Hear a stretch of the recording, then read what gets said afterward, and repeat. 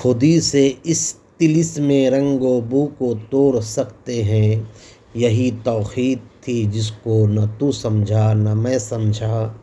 علامہ اقبال فرماتے ہیں کہ جو شخص خود کو پہچان لیتا ہے کہ میں کون ہوں اور کیوں پیدا کیا گیا ہوں، تو وہ خدا کی معرفت حاصل کر لیتا ہے، اور خدا کی معرفت ہی توحید ہے۔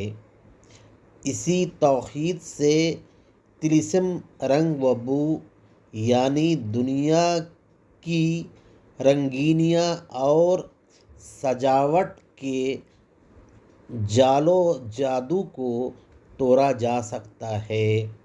ہمارا مقصد قوم کو ایک فکر دینا ہے جس سے وہ دین و دنیا میں کامیاب ہو جائے۔ اگر ہمارے چینل کو ابھی تک آپ نے سبسکرائب نہیں کیا ہے تو کر لیں۔